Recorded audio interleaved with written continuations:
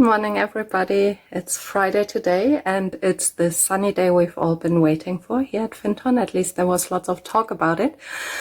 And yeah, I hope you have a really lovely day too, and I wanted to show you a little bit around our garden because some of you might have seen it when we started creating it in the spring in the beginning of lockdown.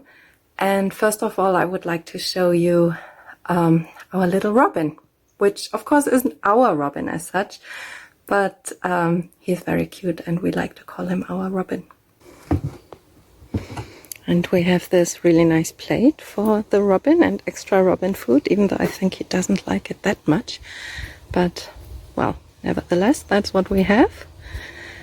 And maybe you can see him. He really likes to hang out in our resource area. Which is already quite tidy, even though it might not look like it.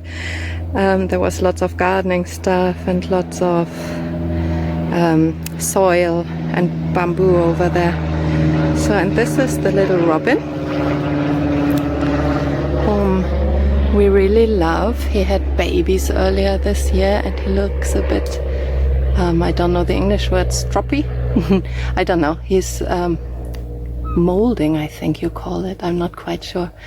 And he likes to come really close. So often he would sit on my hand when I have food, or he likes to, you know, sit on our knees, or even he used to come and fly on my woolly hat when I was gardening, or just onto my back.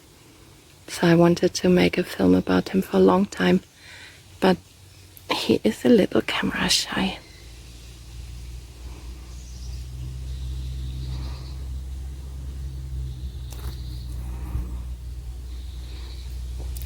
There were times where he would just like stay seated on my hand, but I think that was more when he was still having the little chicks and he was feeding. So now he likes to do it a bit quicker.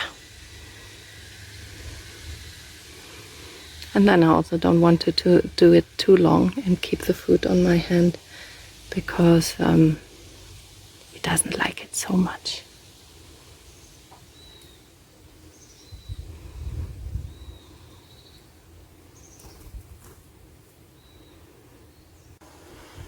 I'm going into the garden now with you. So this is our little entrance. There were two little trees that were growing a bit in the way, and I made them go together up there so that we have a really nice archway, which is lovely, but we can't walk through because of course the deer came and started eating all our lovely plants. So we put a deer fence around the garden, as you can see now, but we can enter through two gates. And I put cardboard down and then the mulch to have nice pathways. And here we have some really still small summer squashes and nasturtiums. And then in the bed, which some of you might remember from our first video, which we made close to the bike shed, there's some flowering coriander and some calendula. So we do it clearly wildly, just like Craig, because he's a big inspiration for us.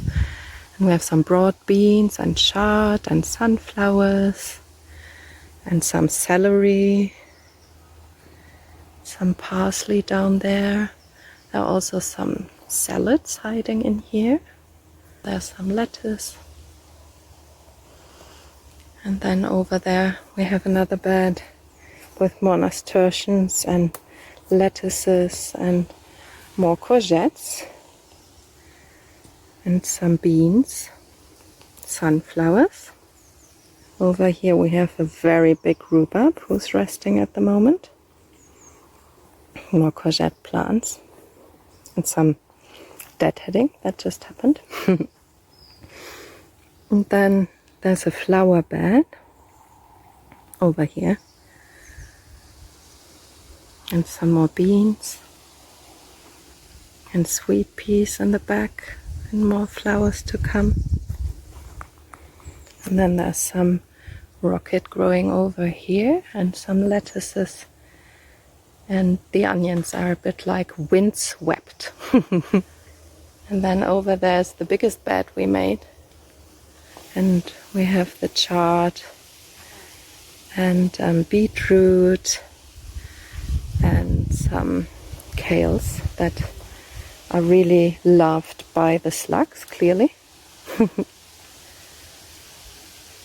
And then over here we have some peas. They are called kleine Rheinländerin, which means little one from the Rhineland. I don't know if you say that in English, and this is where I come from.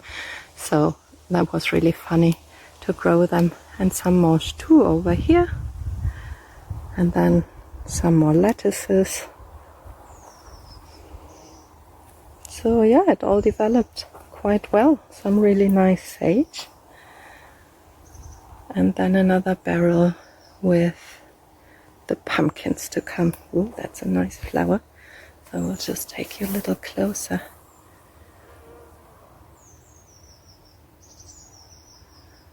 So yeah, that's what became of our little permaculture patch. Over here there are the potatoes, which you also might remember from the earlier video, which I put in little nests. There are also some Livingston daisies amongst them, but they don't get that much light here. And then there is lots of kale, which I can maybe open for you so you can have a better look. So kale and cabbages, and we have to protect it because it's outside the fenced area, but it looks really good in here. No deer eating, and also not so many slugs, which is very, very nice. And then we have some leeks, which are covered in lots of seaweed, because, as you know, I'm a big believer in seaweed from my time on Arid. And here are the plants which I've been sowing on Sunday. They're already coming out. And it's lots of chard and beetroot, lettuces, tatsoi. What else do we have? Kohlrabi.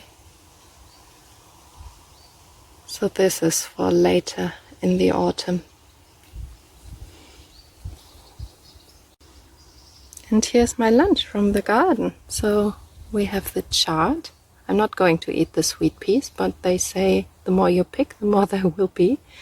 There are 2 little courgettes, some really nice celery, parsley, broad beans, 1 kleine Rheinländerin, the pea, some mange tout, and some beans, and some lettuce. Yeah, I hope you enjoyed the little tour around the garden, and I wish you a wonderful and lovely day.